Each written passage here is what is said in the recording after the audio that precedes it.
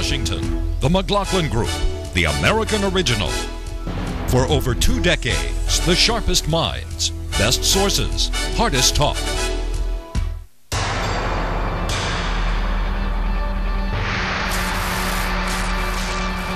We've provided a platform for success for some of the most respected companies in the country.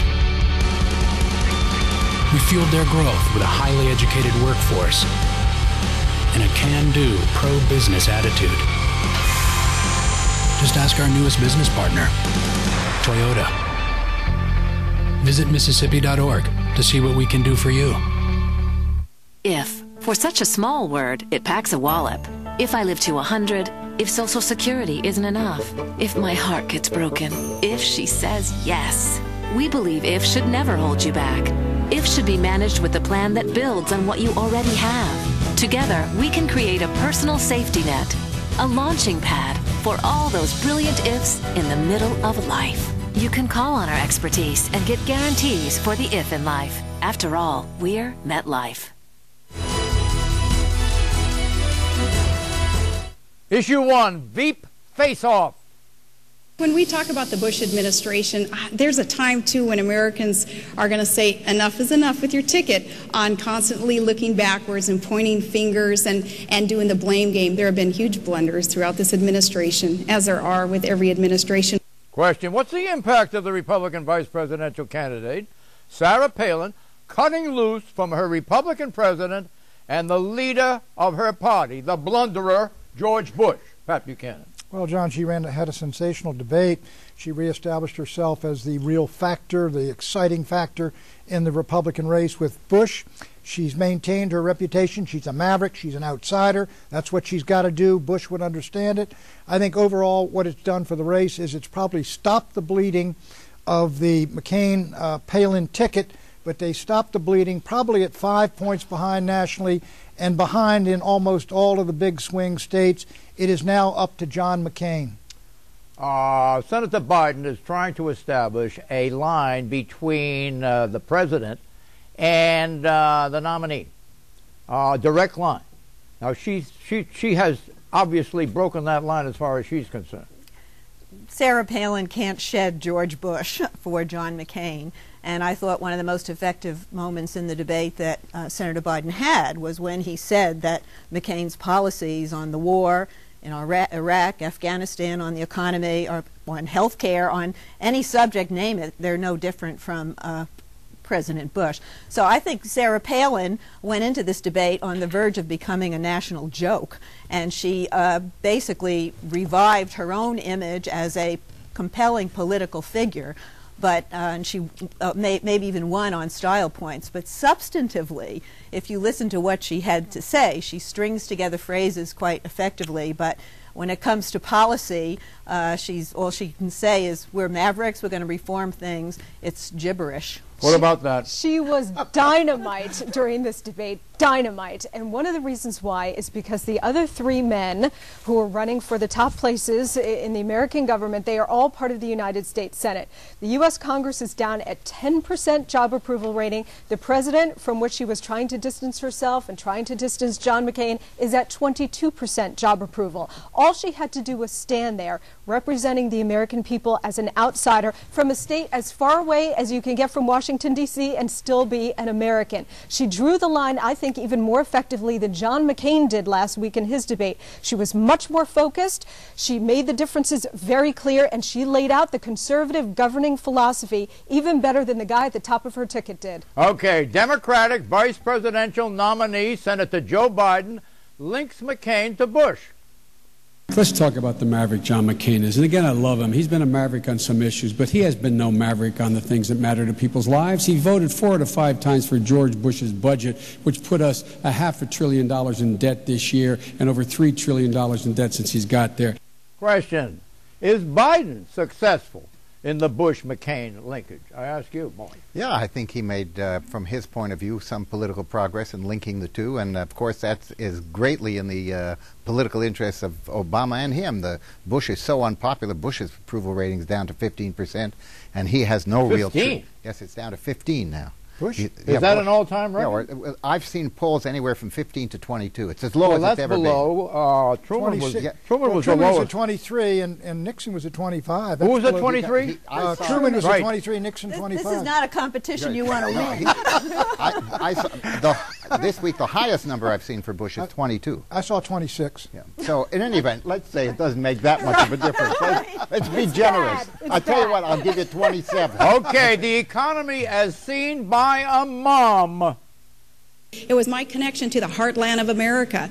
Being a mom, being one who is very concerned about a son in the war, about a special needs child, about kids heading off to college, how are we going to pay those tuition bills, about times in Todd and our marriage in our past where we didn't have health insurance, and we know what other Americans are going through as they sit around the kitchen table and try to figure out how are they going to pay out of pocket for health care. We've been there also, so that connection was important.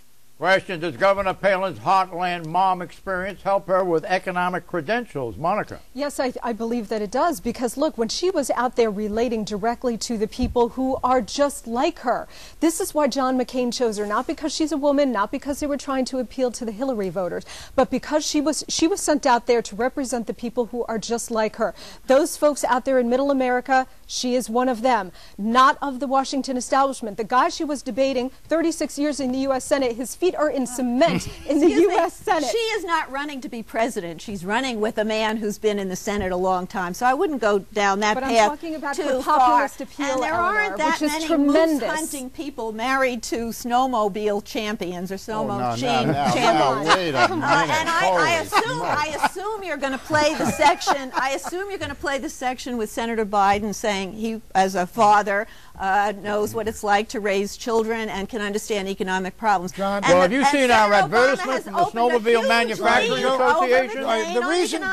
The reason she wins this is she is authentic. Now, Joe might have been from Scranton, but he's 65 years old. But the key thing, John, we are talking about things which aren't the reason why McCain is down now. It is this crash of Lehman Brothers and the things that happened, the big events. I mean, it's not tying him to Bush.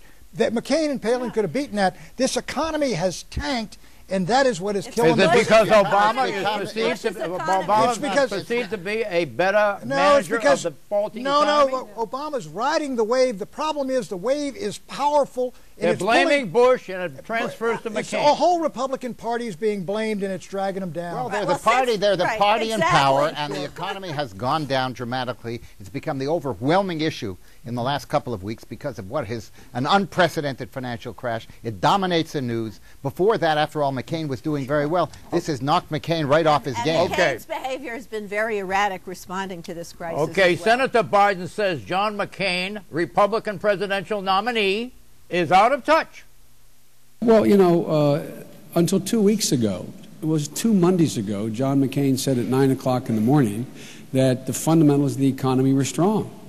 2 weeks before that, he said, George, we've made great economic progress under George Bush's policies. 9 o'clock, the economy was strong. 11 o'clock that same day, 2 Mondays ago, John McCain said that we have an economic crisis. That doesn't make John McCain a bad guy, but it does point out he's out of touch. Question, is John McCain out of touch? Or is he a political opportunist? Or is he a true blue maverick following his conscience and not his party? I ask you, Mark. Well, number one, he certainly is a maverick. I don't believe he's out of touch. What was involved in that is a very simple statement, which is in fact true, that much of the fundamentals of this economy are what has powered us for a long time and are still in place. What has happened, we've had a huge financial collapse, which is separate from the basic operation of our economy and is now feeding into that economy. So it was an inappropriate statement politically, but in fact, it's fundamentally correct. It's the same thing that Herbert Hoover said, and you don't want to be caught repeating that kind of language. But more importantly, John McCain hasn't really put forward a middle-class agenda on the economy that people can relate to. And people are not going to turn to somebody who is this closely associated with the Bush administration to trust on the economy. John, he did. And McCain, there's no doubt about it, Eleanor's correct. In the first week with the AIG thing, that statement, fire Chris Cox, McCain was scrambling all over the lot while this disaster was breaking. And that's what's really damaged. He's a maverick, Pat. But that's what's really damaged him. Not only that he was just a minute. Washington outsider. I'm a Washington outsider, and someone just not used to the way you guys operate, because here you voted for the war and now you oppose the war. You're one who says, you know, as so many politicians do, I was for it before I was against it, or vice versa. Americans are craving that straight talk and just want to know, hey, if you voted for it, tell us why you voted for it. Question, does outsider status work for Palin? I ask you, Monica. Joe Biden, you know, your heart went out to him because you turned around, he had a 4-inch stiletto in his rear before he realized what happened to him.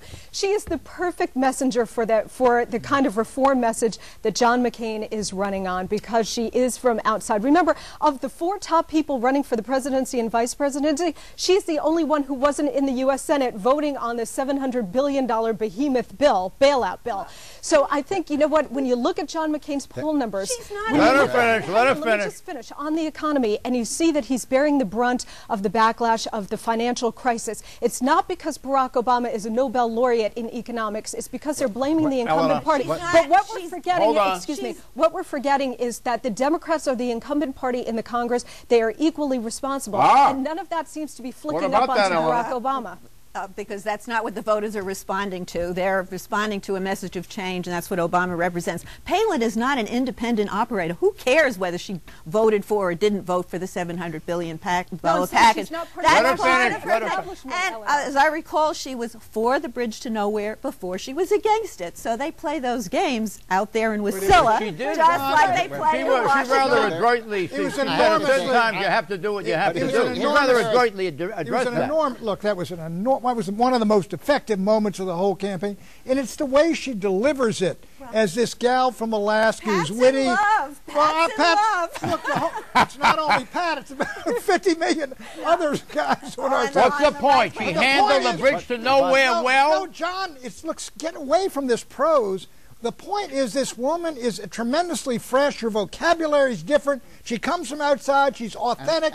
Joe Biden, for whatever you say about him, he's the same boring old Joe. There's one other thing here which I have to say astonishes me. This $700 billion package is so unpopular in the country because it is seen to be helping the very people. There are more recent polls. The country is pretty much split evenly. Let me tell you, if somebody, they feel they have no other option. But I was amazed that somebody like McCain, or indeed even Obama, didn't say, you know, the average guy has to sell his home at whatever the market price is, and the government's going to go in and buy out from these guys at above market prices. There's something totally unfair about that. Just a minute, let me finish. It is absolutely the case that this bill was as unpopular as any bill I have seen in the last decade. The country got a glimpse of the abyss on the 2 days after the House voted it down, and that changed a lot of minds. And they only saw the stock market go down. Palin may be fresh, but there's not a comfort level. All right, let me get in as here. A potential president. Okay, Washington. There's a comfort level with me, Eleanor. Well, there is with you, but not the majority of Americans. We just had Washington outsider. Okay, Washington insider. I have 35 years in public office. I will place my record and Barack's record against John McCain's or anyone else in terms of fundamental accomplishments. Wrote the crime bill, put 100,000 cops in the street. Wrote the Violence Against Women Act, which John McCain voted against both of them. Question, does insider status work for Biden? Pat. With due respect, Joe can be a very clever, witty guy. He was a bore. What about at the very end? His ending was touching. He had a couple of touching moments. The Jesse Helms thing, and when he broke down, that was the real Joe Biden. Why didn't he show more of himself? I think he showed plenty to people who aren't aware of him. Let Eleanor in. Go ahead. I think he showed plenty to people who aren't really aware of him, but it's not about Joe Biden. It's about Barack Obama, and I think he kept the focus on Barack Obama versus John McCain. And also, he clearly won the polling afterwards. He won the polling. He did. What? Drudge won 70%. Well, Drudge. What do you mean? Frank Lunt's focus group went entirely for Palin. All these other things. This CBS poll, I'm convinced, is a phony. Drudge conducted a poll? 500,000 people. She got 70%. And I'm sure Dick Cheney conducted a poll, too, and it came out just the way you wanted it. Who won the debate, Palin or Biden? Oh, come on. Palin was a star. Palin beat expectations, but she didn't beat Joe Biden, and she didn't reassure American people that she's ready to be president. She gets to stay in the race, but she's irrelevant from now on. She gets to stay in the race. Thanks a lot. Well, there were a lot of calls for her to get out. This was another star turn by Sarah Palin. She's got a bright future, even if the ticket doesn't win. She won the debate. She won the debate. She Yes, was she the did. focus of the debate because of her previous stumbling. Did with she some win of the the interviews. debate? No, I don't think she won the debate. I think she tied for the debate. And I have to say, I thought Joe Biden handled it very well, considering what he had to do. I thought they both did well, but she was much more engaging emotionally than was Joe Biden. What's the calculus? He What's the calculus here? Debate points?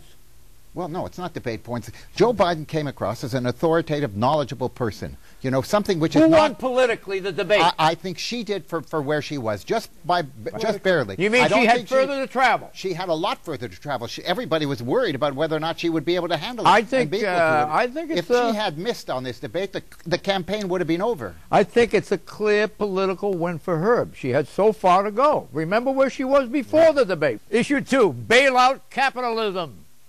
This is not a piece of legislation for Lower Manhattan.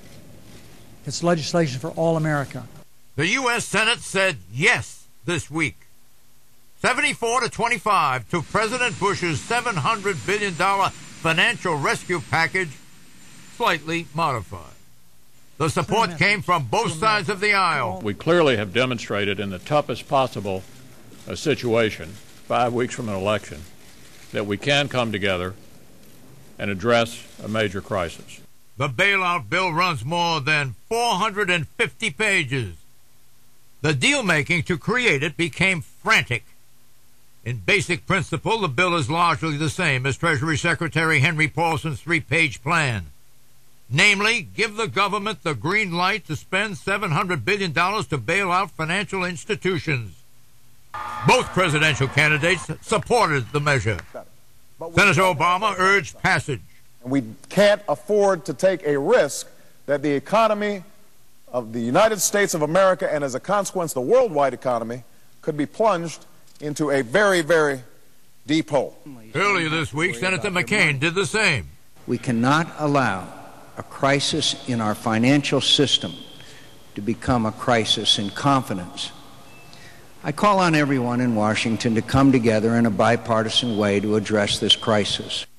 Question, is the bailout necessary to prevent a collapse in the banking system? Mort Zuckerman. Look, here's what it's going to do. It's going to save, presumably, any major financial house from collapsing and going through the trap door. What it is not going to do is to relieve the credit crunch. So they were trying to present it as helping small-town America, small businesses, individuals. Bull. It's not going to help that. Those people are going to be squeezed all through the rest of the year. The banks are going to contract their assets, which means contracting their loans. They're going to be saved by this, I have to tell you. It is going to benefit primarily Wall Street, I hate to say. It will also prevent a collapse, but it is not going to help the average American. Why is it not doing the other? Why is it not an engine to do the kind of reform that you want? For two reasons. One is the banks still have to contract their lending because they have lost so much money. Now, the only way to get around that is if they overpay to such a degree, the average American has to sell his home for the market price. These people may be able to sell this paper for way above the market price, which is one of the reasons why it's so unfair. But the fact is the banks are still tight for money.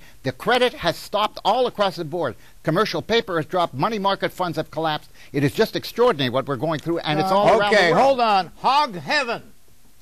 The Senate served its bailout bill to the House this week with a large portion of pork in it. The bill includes $1.7 billion in targeted tax breaks, notably, item $192 million, rum producers in Puerto Rico and the Virgin Islands.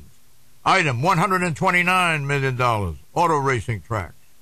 Item $33 million, corporations in American Samoa. Item $10 million, budget television and film production. Item $6 million, manufacturers of wooden arrows for kids.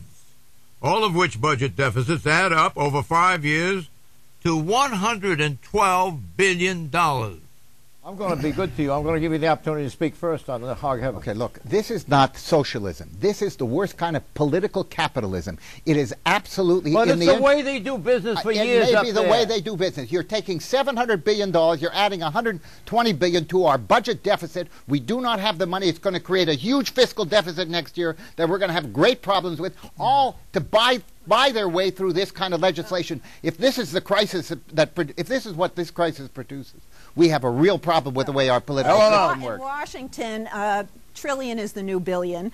Look, these sums are peanuts that you just delineated. I would like to see the members who have advocated the corporate tax breaks in American Samoa and the rum people stand up and defend that. There needs to be a little more transparency here. But there are a lot of good tax breaks in this thing, the alternative minimum tax, which would have hit a lot of middle-class people.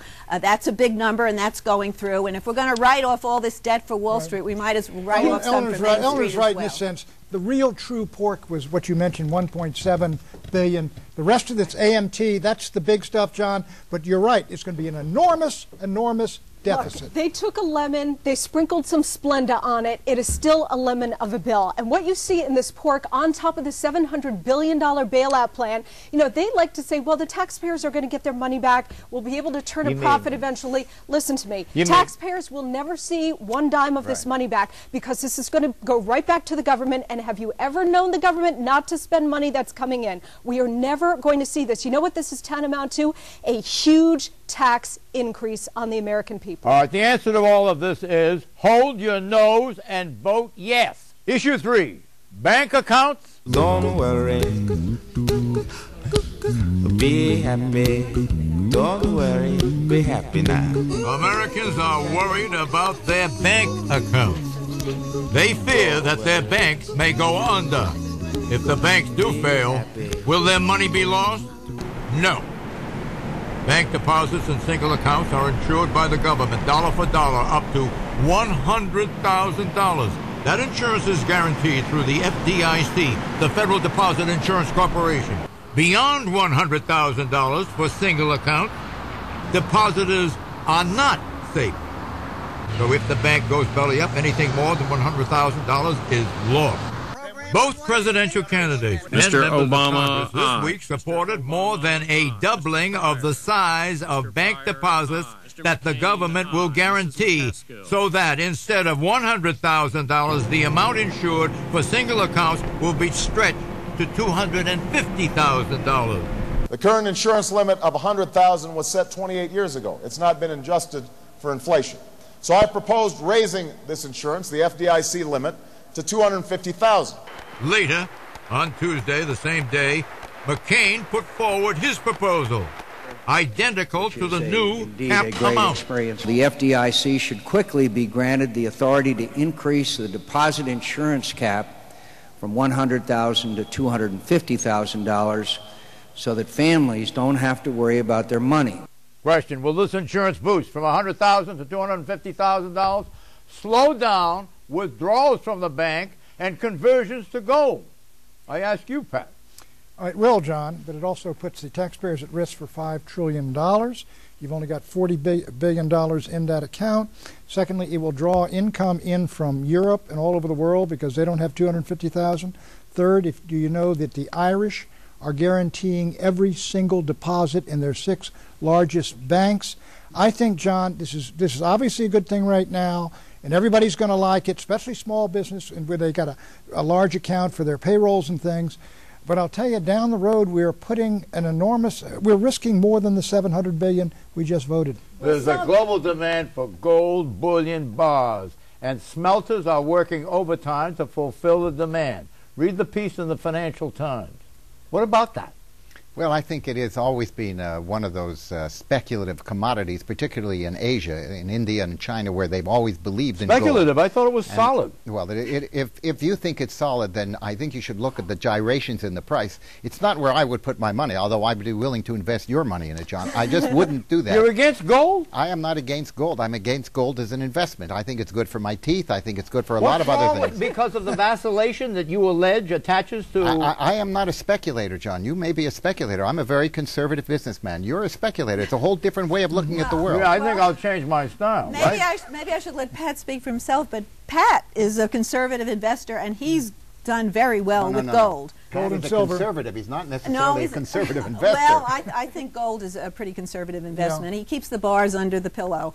Right. But look, a lot of this is about confidence, and confidence in the credit markets, confidence in government. We had too much confidence in the credit markets, which is partly why we got here, and now we don't have enough.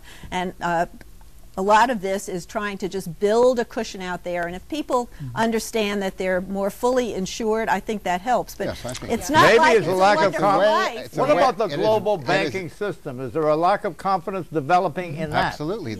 Banks all over Europe are teetering, and all the governments out in there, in Ireland and France and Switzerland and Germany, they're all trying to protect their banks. One of the reasons why, well, Pat mentioned something which is very important. At $250,000, a lot of people are going to be attracted to put their money in the American banks. The more, the merrier for us. It's a great benefit for us. You don't put your money in gold. You put it in Treasury bills? Yes, Treasury bills. How much do you have in municipals. Treasury bills?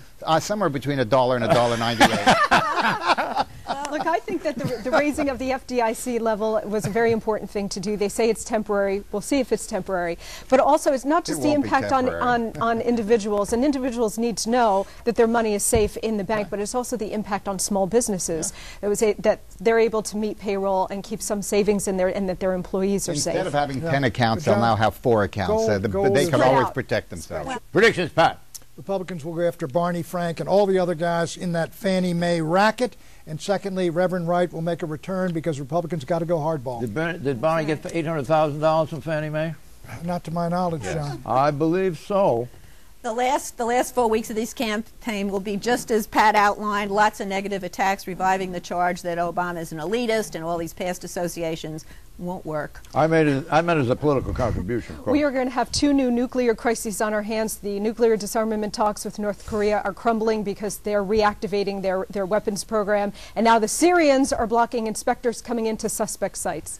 The Federal Reserve role as a regulatory body will be expanded to include the whole shadow banking system that has been left unregulated, investment banks, all kinds of hedge funds, all kinds of other similar. Okay, the unemployment rate is currently at 6.1%. Next year it will rise to 11%. Bye-bye.